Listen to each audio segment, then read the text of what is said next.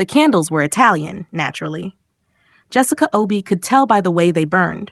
Slow, deliberate, expensive, throwing amber light across a dining table long enough to park a modest vehicle on. The room smelled of aged Barolo, truffle oil, and the particular kind of old money that did not need to announce itself because everything in the room was already doing that. She touched her earpiece. Matteo. Her voice was barely a breath. The tablecloth on the left side of the serving station is folded, not draped. Fix it before Signora Conti looks left. You have 11 seconds. She did not watch him move. She already knew he would. Jessica Obi had planned 214 weddings, 47 corporate galas, 19 anniversary dinners, and one funeral that the family insisted on calling a celebration of life with a full open bar. She had learned, somewhere around event number 30, that the difference between a perfect evening and a catastrophic one was almost always 11 seconds and someone's inattention to fabric. She moved through the edge of the room like a current, present, invisible, adjusting. A wine glass repositioned here, a whispered correction to the sommelier there. The Conti family spoke Italian in overlapping waves, laughing too loudly at things that probably were not funny, and Jessica tracked all of it without understanding a word, because bodies and timing were a universal language and she was fluent. Liam Conti sat at the head of the long table. She did not look at him directly. She had learned not to. Liam had the kind of face that rewarded attention too generously. Sharp jaw, dark eyes that moved like they were calculating something pleasant, a smile that arrived slightly after it should, as though he kept it in reserve. He had been watching her work for 8 months. She had been professionally pretending not to notice for 7.5. She was whispering something to the head server about the pacing of the next course when the room shifted. Not loudly. The Contis were not loud people when it mattered. The volume simply dropped. The way sound drops when something is about to happen that everyone in the room recognizes, but nobody has said aloud yet. Jessica looked up. Liam was standing. He was not giving a toast. There was no glass in his hand. He was looking directly at her with the expression of a man who had made a decision and was not interested in reconsidering it. And in his fingers was a ring that caught the candlelight the way only things that cost more than her flat tend to do. Jessica? He said her name like it was a conclusion he had been working toward for a long time. The room held its breath. Signora Conti pressed both hands to her heart. Someone, Julia, probably, made a sound that was almost a gasp. Jessica's mouth opened. Her phone buzzed in her apron pocket. She should not have looked. She knew she should not have looked. She looked. One message. A number she had not seen in 3 years. A number she had never deleted, though she had spent considerable energy pretending she had no particular reason to keep it. I heard you are planning a wedding in London. I hope it is not yours. Seojin. The dining room was still waiting. The candles were still burning. Liam Conti was still standing with a ring and a question he had not technically asked yet. And Jessica Obi, who had navigated 214 events without losing her composure once, could not move. Before we find out what she said, drop a comment below and tell me where you're watching from. And stay close. Because what is about to come out of this woman's past, it is going to change absolutely everything. The morning before the Conti dinner, Jessica's office looked the way it always looked, like a wedding had exploded inside it, and she was the only person who understood the wreckage. Seating charts covered the left wall. Fabric swatches were safety pinned in rows above the window. 3 different floor plan blueprints competed for space on the central table, each belonging to a different event happening within the same weekend, which was either impressive scheduling or a clinical cry for help, depending on who you asked. Adaze was eating someone's lunch. That is Tomide's, Jessica said without looking up from her laptop. Tomide should have labeled it. Adaze pulled the container closer. This is a consequence of his own choices. Adaze Nwosu was Jessica's business partner, best friend, and the only person on earth who could eat stolen food while simultaneously reviewing a budget spreadsheet and looking entirely at peace with herself. She was sharp in the way a well-made knife is sharp.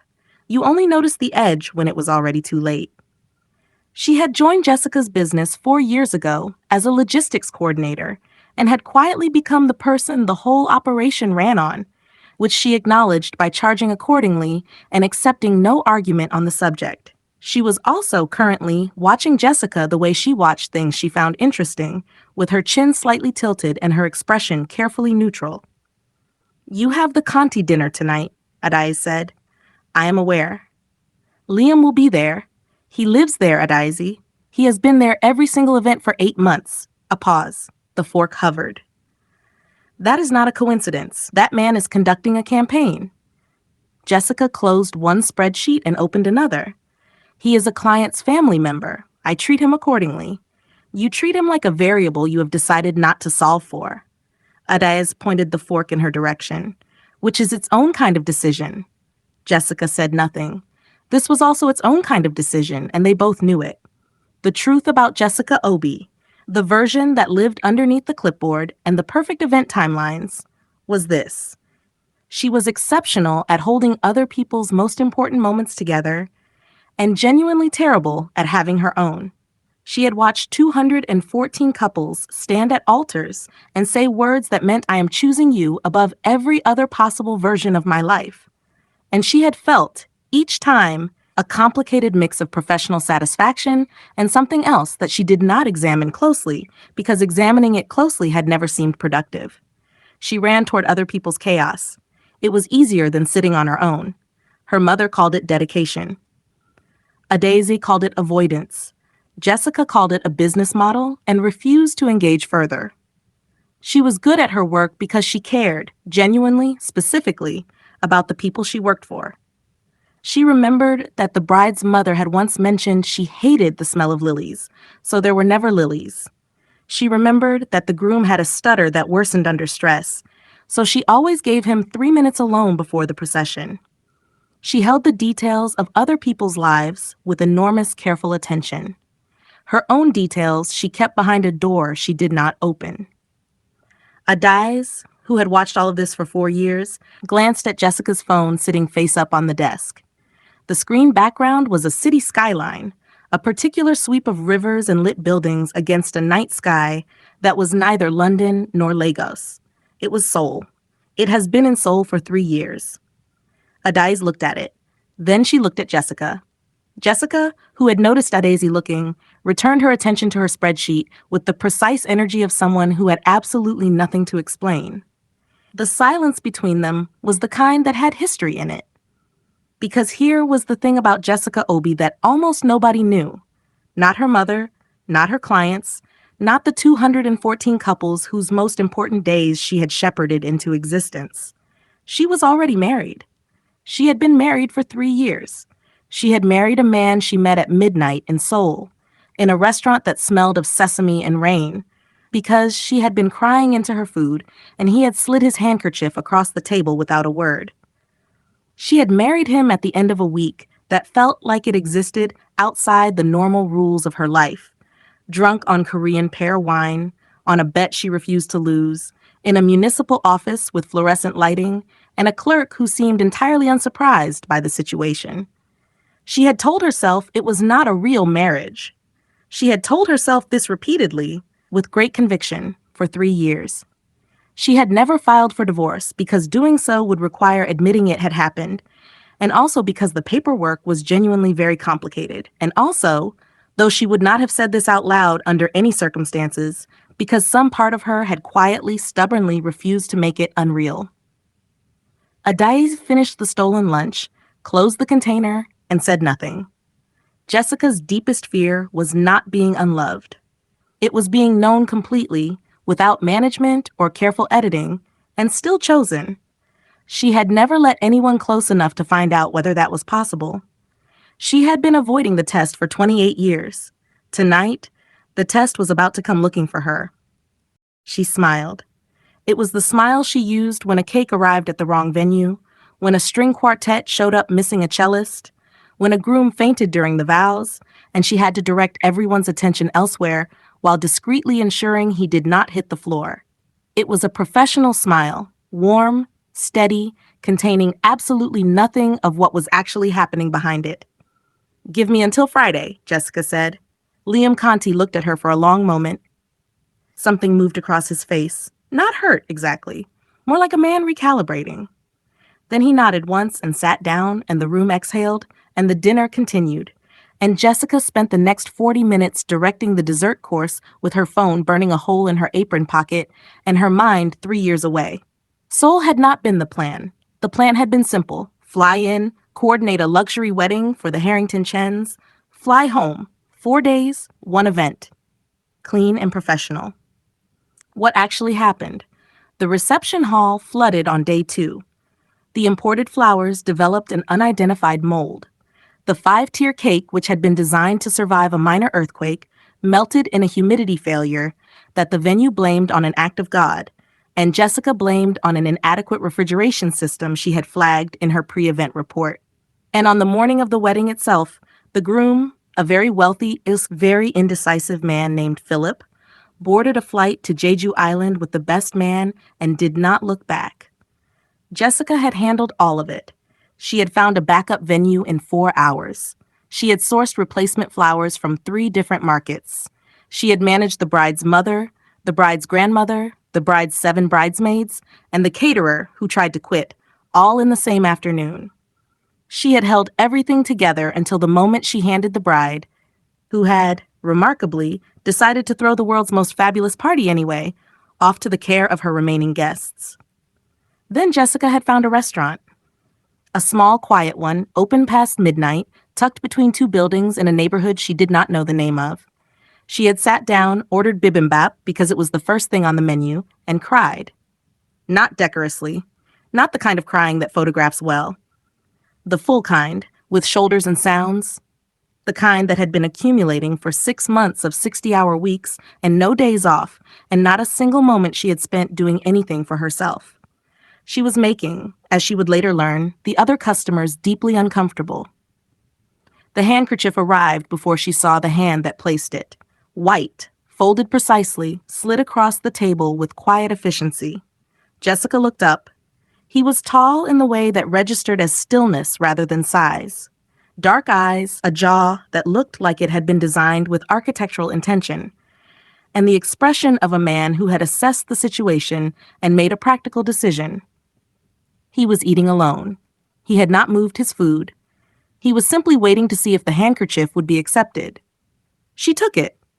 "Thank you," she said in English, because it was all she had. "You are welcome," he said in English that carried the weight of someone who spoke several other languages first. His name was Seojin. That was all she knew for 4 hours, and 4 hours was apparently enough. They talk the way people talk when they are both slightly outside their normal lives, and the city is quiet, and there is nothing to lose. About work, about failure, about the particular exhaustion of being competent at something that costs you more than it pays back. He was funny in a way that arrived slowly, like he was testing whether humor was safe before he deployed it. She laughed 3 times before she realized she had stopped crying. She did not know he owned half of Seoul. She did not know his name meant anything to anyone in this city beyond the man currently sitting across from her at a restaurant table, refilling her water without being asked. By the end of the week, the same week she had spent rebuilding someone else's collapsed wedding from the ground up, she had spent 4 evenings with Kang Seojin. She had learned that he took his tea without anything, that he knew more about floral arrangements than most florists she had hired, and that he laughed quietly, like a man who was not entirely sure he was allowed to. Last night there was Korean pear wine. There was a bet. She could not now remember who started it, only that she had never once lost a bet in her life and was not about to start. There was a municipal office with fluorescent lighting. A clerk who processed their paperwork with the energy of someone who had seen everything and was impressed by nothing. They had both agreed, signing, that it was not real. Just paperwork. They would sort it out later. Later was now a text message on her phone and a man in London. She stepped outside the Conti dining room, into the hallway, and called the number. He answered on the second ring. "I am in the lobby of your building," Seojin said before she could speak. "I have luggage. I have an explanation. I should tell you that the explanation is not going to land well." Jessica pressed her back against the wallpapered hallway and closed her eyes. "How much luggage? A pause. 2 suitcases. Seojin? I know. She breathed in, she breathed out. Down the hall, she could hear the Conti family laughing at something, expensive and unhurried, completely unaware. Stay there, she said. Do not talk to anyone. The next 72 hours were what Jessica would later describe to Adayaz as a controlled disaster. Adayaz would correct her. There was no controlling it. You were just the last one to notice. The flat above hers had been vacant for 2 months. It was not vacant anymore.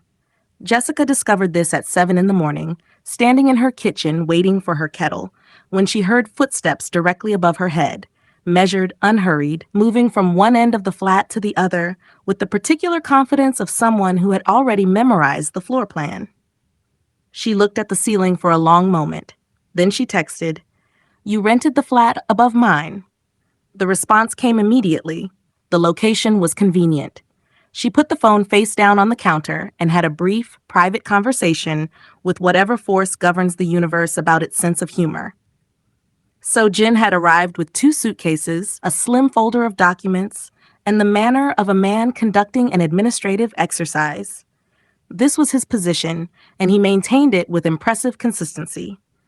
The divorce paperwork needed both signatures, in person, before Grandmother Kang, who was 74 years old, entirely formidable, and currently in Seoul with no knowledge of the London situation, discovered what her grandson had done 3 years ago in a municipal office in a moment of pear-wine confidence.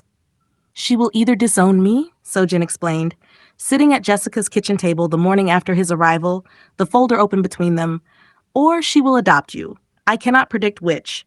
Both outcomes are bad. One of those outcomes sounds significantly worse than the other. You have not met her. He was calm about all of this, focused, professional. He reviewed the documents with the attention of a man accustomed to reviewing things that mattered and said exactly what was necessary and nothing additional. He also, without a word, refilled her coffee while she was reading. She had too much sugar in it. He had not asked. He simply knew and said nothing about knowing and looked back at the paperwork. Jessica told herself this meant nothing. She told herself this twice. Meanwhile, Liam Conti had decided that until Friday was an invitation to demonstrate his intentions rather than a request for space. He was not threatening about it. He was never threatening, which was, Jessica had come to understand, its own kind of power. On Tuesday morning, flowers arrived at her office. Peonies, her preference, which she had mentioned once, 8 months ago, in passing, and she was professionally irritated that he had retained the information. She could not accept them.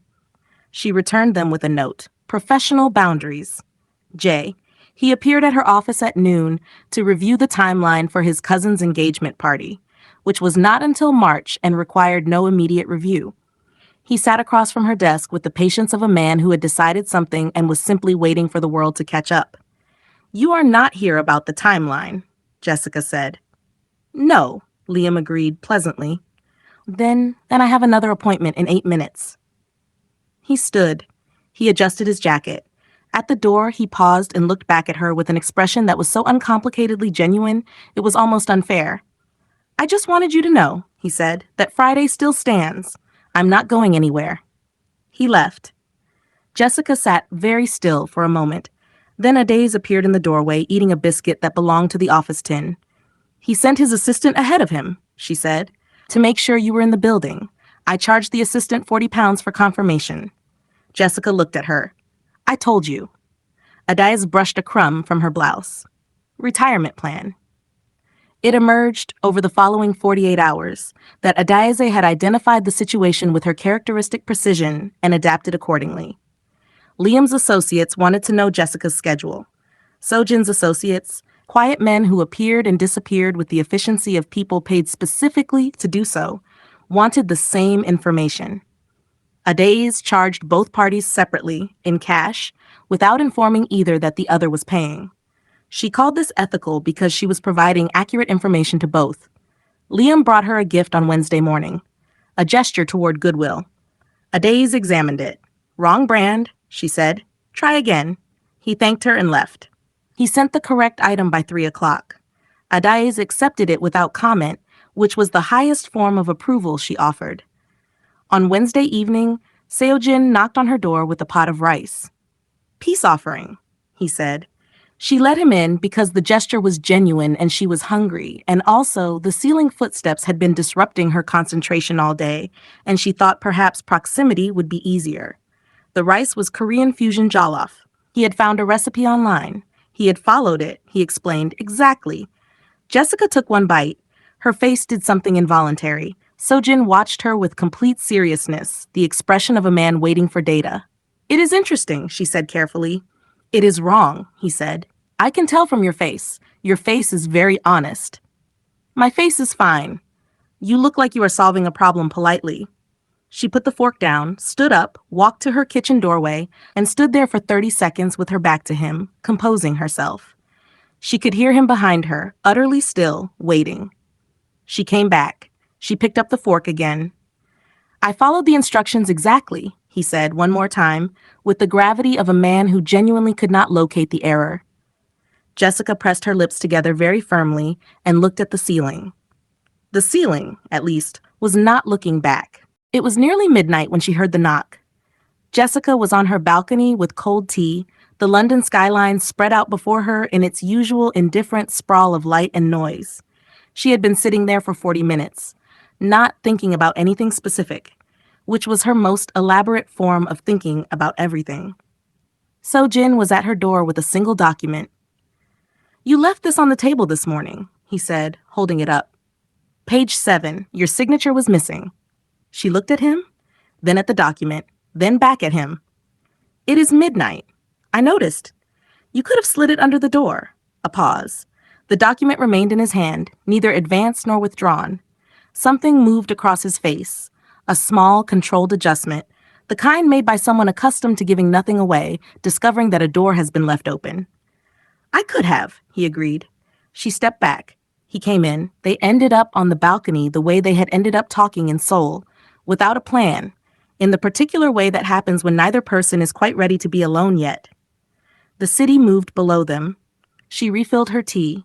He declined one, then changed his mind. For a while they said nothing. It was not uncomfortable. That, more than anything, was the thing she had been trying not to think about, how easy it was to be in the same room as him. How the silence had texture rather than tension. "Why did you really come?" she asked eventually. "The papers," Seojin. He looked at the city. His jaw moved slightly. The expression of a man choosing between two answers and discarding the one he had prepared. "I looked you up," he said. 3 months ago. I was not looking for anything specific. He stopped, started again. "I found your company, photographs from your events, an interview you gave about the industry." A pause. "You said that you loved the moment just before the ceremony began. When everything is in place and the couple does not know yet that everything is about to be exactly right." Jessica said nothing. "I read it 3 times, Seojin said, like a confession he had not meant to make. The city hummed below them. A bus went past. He turned his tea glass once in his hand. "I told myself I came for the papers," he said. "I am telling myself this in Korean and in English, and it is not working in either language." Jessica looked at her tea, at the skyline. She had been carefully not examining for 3 years. "I never filed," she said quietly. "I know. It was not because the paperwork was hard." She said it to the city rather than to him. "I told myself it was, but the paperwork was not hard. I kept not doing it. And I knew why, and I decided not to look at why." She stopped. "It was the only thing I have ever let stay unresolved." The silence between them now had a different quality, heavier, honest in a way that asked something of both of them. He did not move toward her. He did not say anything that would press the moment further than it had already gone. He simply sat with what she had said, which was somehow more significant than either of those other things would have been. It was the sound of the door that broke it. Not her door. The building's entrance, 1 floor down, and then footsteps in the stairwell, brisk, deliberate, accompanied by the unmistakable sound of a rolling suitcase hitting each step with cheerful indifference to the hour. Seojin went very still. The knock came at Jessica's door. She looked at him. His face had done something she had not seen it do before. A specific private dread, the expression of a man who has run a calculation and found the result categorically worse than projected. Jessica opened the door. The woman in the hallway was small, barely reaching Jessica's shoulder, with white hair pinned immaculately and dark eyes that moved across Jessica's face with the efficiency of someone who had already formed a complete opinion and was simply confirming details. She wore a travel coat that had been expensive for at least 30 years. Her suitcase was the same vintage. She said something in Korean. 4 words, short and certain. Behind Jessica, Seojin made a sound that was not quite a word in any language. Halmoni, he said, which Jessica now knew meant grandmother. The woman stepped past Jessica into the flat, not rudely, but with the complete assurance of someone who had decided that thresholds did not apply to her, and looked around the space once, nodded as though confirming a prior assessment, and sat down on the sofa. She looked at Jessica, then at Seojin, then back at Jessica. She said something else, 2 words this time. Whatever it was, Seojin appeared to stop breathing. "What did she say?" Jessica asked. He was quiet for a moment. She said, he stopped. She said she wondered what was taking so long. The next morning, Adayas arrived at Jessica's office, sat down, placed a worn leather journal on the desk, and slid it forward with the satisfaction of a person who had been waiting for this moment for some time. "Page 43, she said. Jessica opened it. Her own name, a date, 2 years ago. "You told me," Adayas said, after 3 glasses of wine and a very long Tuesday. "You made me swear not to mention it." She folded her hands. "I kept that promise for 2 years. A pause. You owe me 40 pounds. The notification arrived at 2:14 a.m. Jessica was asleep when her phone lit up. She would not have seen it until morning, except that Adayas, who kept her phone on loud for reasons she described as professional vigilance and Jessica described as an addiction to being the first to know things, saw it, processed it, and called within 60 seconds. "Do not panic," Adayas said, which was the single most reliable indicator that panic was appropriate. Jessica sat up. "What happened?" Julia Conti posted a photo. The previous evening, briefly poorly considered, immediately regretted, Adayas had posted a photograph to her personal account. It was innocuous, the 4 of them in Jessica's kitchen, taken without ceremony. Jessica mid-sentence, Seojin holding the catastrophic jollof pot, Halmoni examining the contents of the spice rack with the focused energy of a health inspector. Adayas had deleted it within the hour. Julia Conti was 17, chronically online, and faster than the delete button. She had reverse image searched the photograph, identified Kang Seojin, read 3 separate international business publications, sent the results to the entire Conti family group chat at 2:14 a.m. with the subject line, "Does anyone know who this is because?" and did not finish the sentence, because the sentence did not need finishing. By 2:15 a.m., Liam's phone was ringing. By 2:30 a.m., the Conti family's primary business partner, a man named Ferraro, who operated under the specific pressure of owing a great deal of money to people who were direct rivals of the Kang dynasty, had been woken by his own associates with the same information. By morning, it was not a romantic complication anymore. Jessica found out in layers, which was almost worse than finding out all at once. First Adayas called. Then Seojin knocked, not at midnight this time, but at 7 sharp, fully dressed, with a folder of papers and an expression that had been locked down so completely it told her more than an open face would have. "You have seen it," she said. "My people flagged it at 2:15. He came in. He sat. He placed the folder on the table, open to the signature page.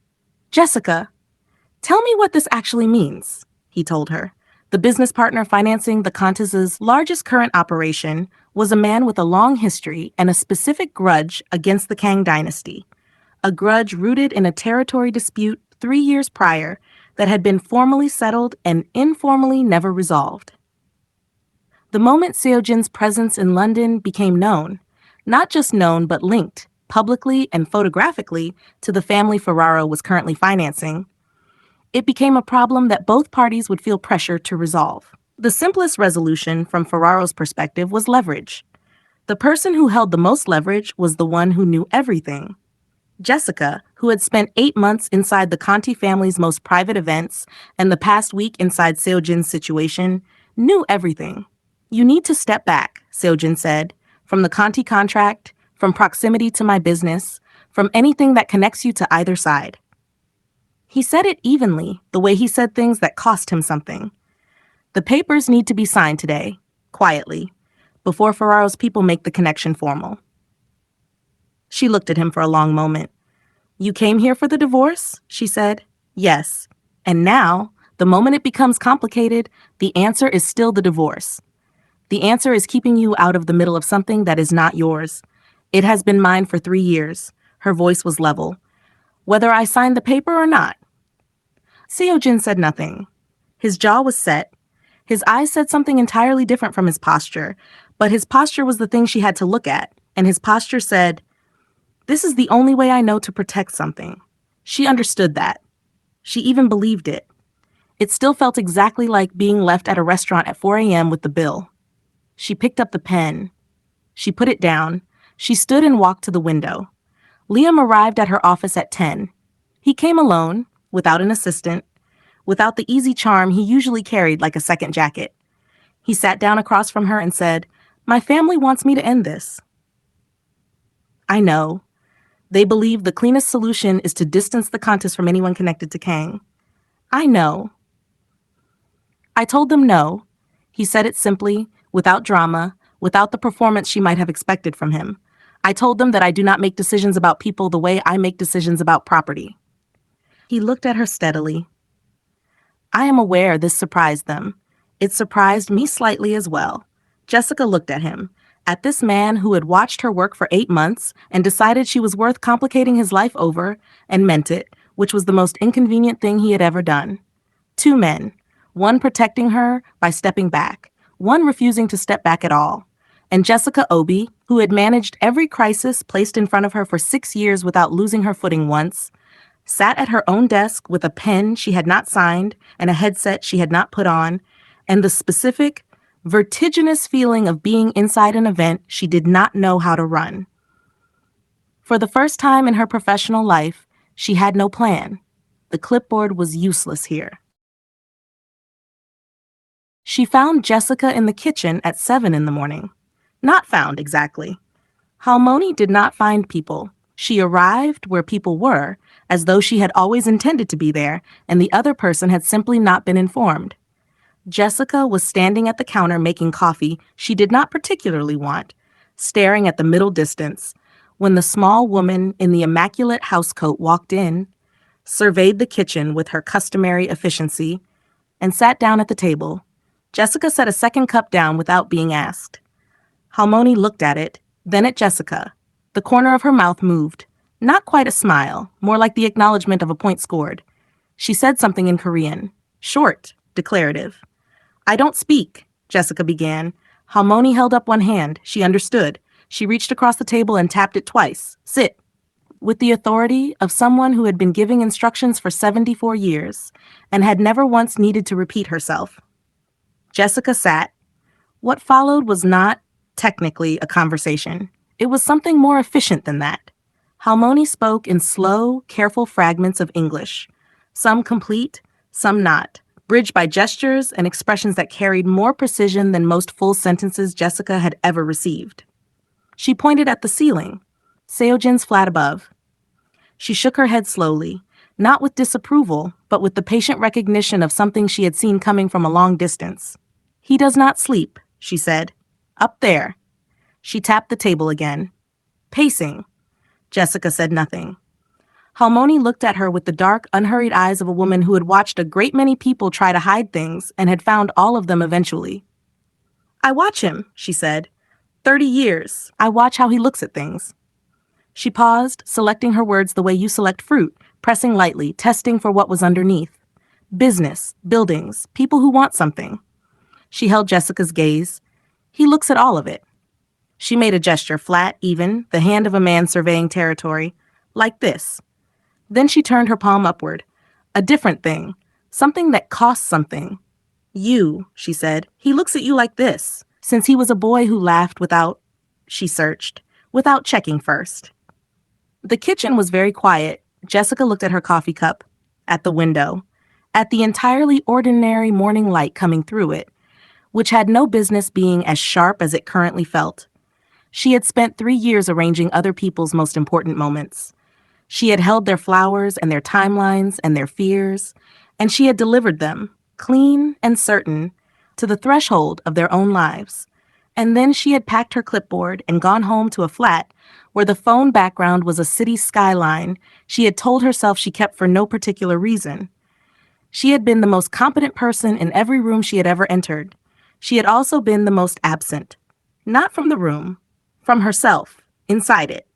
Managing the event, directing the variables, keeping everything moving so beautifully that nobody, including her, had to stop and ask what she actually wanted when the room went quiet. Halmoni watched her arrive at this without saying anything further. When Jessica finally looked up, the old woman simply nodded, once with the satisfaction of someone who had made a point that did not require elaboration. She picked up her tea, stood, and left the kitchen.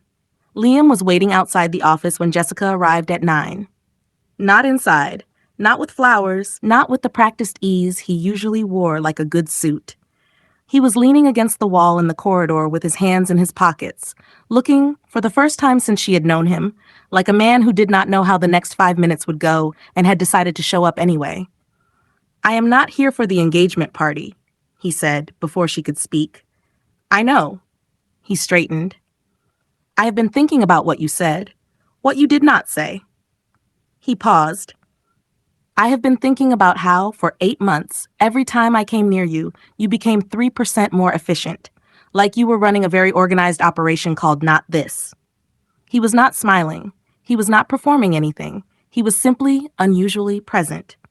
"I wanted to be chosen, Jessica, not managed." The words landed cleanly, without cruelty.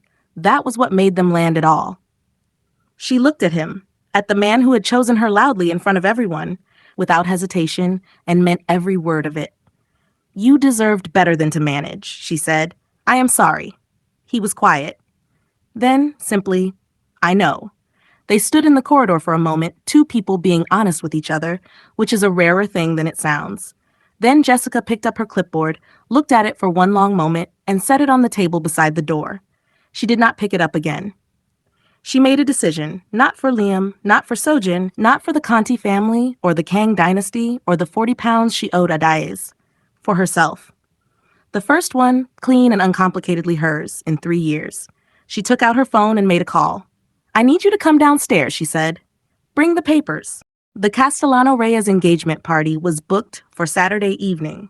200 guests, a rooftop venue in Mayfair, 3 months in the planning. Jessica had coordinated every detail herself, which meant she was the first person on site at 3 in the afternoon, earpiece in, moving through the space with the automatic precision of someone who had done this so many times. The choreography lived in her body. She was checking the lighting rig when Adaez appeared at her shoulder. "Ferraro sent someone," Adaezi said quietly. No preamble, no performance, the voice she used when things were real. "He is outside. He is asking for you specifically." Jessica did not stop moving. "What does he want? He has a message." Adaeze kept pace with her. "Seojin pulls out of the Kensington acquisition by Monday. In exchange, nothing about his London presence reaches the people it would damage. And you," a slight pause, "continue your business without complications." Jessica adjusted a centerpiece 1 inch to the left. "He is using me as the lever," she said. "You are the only lever available." Adaez stopped walking. "Jess, you have 8 months of Conti family arrangements, 3 years of administrative proximity to Kang Seojin. You have been in every room. You have heard every side conversation during every event. You know names, dates, and amounts that neither family would enjoy seeing documented." She tilted her head. "You did not plan this, but you are, accidentally, the most strategically significant person in this building." Jessica looked at her. "That is the most impressive thing I have ever done without trying," she said. "I know," Adaeze said. "I am choosing to find it funny rather than terrifying, for now." Seojin arrived at the venue at 5. She had not told him about Ferraro's message. She had not needed to. He had people the same way the sky had weather, quiet and constant, and they had already told him. He came through the service entrance and found her in the back corridor, and for a moment they simply looked at each other with the specific understanding of two people who have run out of administrative distance. "This ends tonight," he said. "Not a question." "Yes." I need you to stay inside this building until I confirm. Seojin? Her voice was even. I have been running this event for 3 months. I am not leaving my own venue. He looked at her for a moment with the expression of a man who had just realized that arguing was not going to be efficient here. Then, something shifted. The lockdown composure adjusted, fractionally, into something that looked almost like respect. Understood, he said. He touched her arm once, briefly, not romantic, not managed, just present, and moved. He handled Ferraro the way he handled everything. Quietly, completely, without visible effort. Jessica did not know the specifics and had decided not to ask. What she knew was that by 7 o'clock, Ferraro's associate had left the building, and that 2 phone calls had been made from the corridor that rearranged something significant, and that Seojin came back to the venue floor with the specific stillness of a man who had closed a door and locked it. Liam's moment came at 8. His father's business partner made the mistake of delivering his position in person in the venue's private dining room, with 3 of his associates, and the full expectation that the Conti heir would perform the calculation the way Conti men historically perform calculations, in favor of the business. Liam listened to all of it. Then he said, calmly and in front of everyone, that the Contis did not conduct themselves this way. Whatever arrangement Ferraro believed he had purchased, it did not include the right to use private individuals as leverage. That this conversation was over. It cost him politically. The room knew it. Liam knew it. He did it anyway, with the particular ease of a man who has decided that some prices are worth paying and does not need to be told twice. At 9:45, after the last toast had been made, and the couple had danced and the event had been, by every measurable standard, exactly right, Jessica found Seojin on the rooftop. He had the folder. She took it. She opened it to the signature page. She picked up the pen. He watched her. He said nothing. He had the expression of a man who had prepared for this moment for weeks and had discovered, standing inside it, that he had not prepared for it at all. She held the pen over the line. Then she put it down. She turned and looked at him, at this man who had slid a handkerchief across a restaurant table at midnight, who had refilled her coffee without being asked, who had made catastrophic jollof rice and stood in her kitchen with complete seriousness waiting for her verdict, who had come to London for the paperwork and stayed for something he could not say in either of his languages. If I sign this, she said, is that actually what you came here for? The rooftop was quiet. London moved below them, indifferent and vast. Seojin was still there for a long time. No, he said. From the doorway behind them, a small sound, the soft exhale of a woman who had known this since the first 10 minutes and had simply been waiting with extraordinary patience for everyone else to arrive. Halmoni said nothing. She did not need to. 3 weeks later, Adaya's office had a new rug. It was a very good rug. Thick, expensive, the kind that announced itself without apology. There was also a new lamp, a new chair, and a small succulent on the windowsill that Adias had named after no one in particular and watered with great devotion. Consultation fees, she said when Jessica looked at the rug. You charged them for my schedule. I charged them for accurate information, professionally delivered, under significant time pressure. Adaye sat down in the new chair. That is a service. Jessica sat across from her and said nothing, which was its own form of agreement.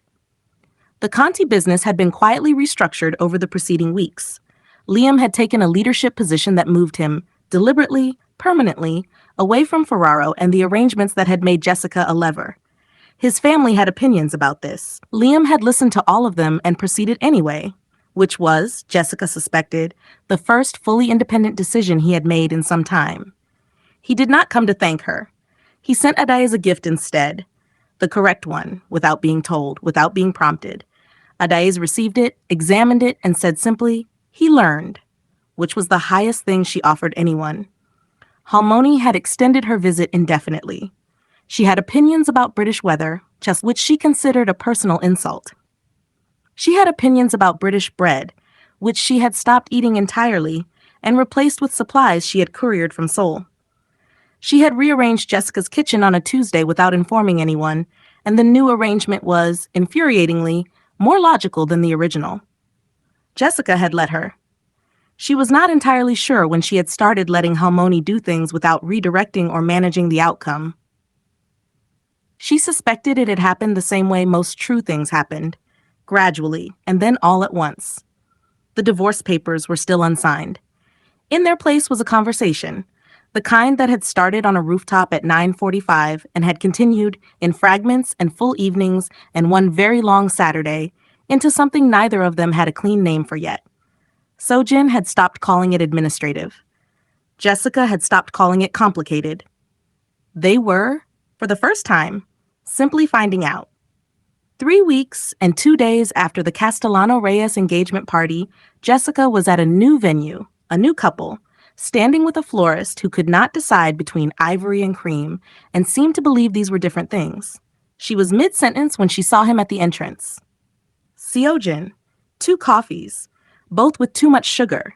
She could tell by the way he was holding them, slightly away from himself, as though they were someone else's problem that he had chosen to carry anyway. He was watching her the way she had spent 3 years pretending not to notice. She finished her sentence to the florist. She walked over. She took the coffee. "You remembered," she said. "I always remembered," he said. Like it was simple. Like it always had been. She had planned 200 weddings.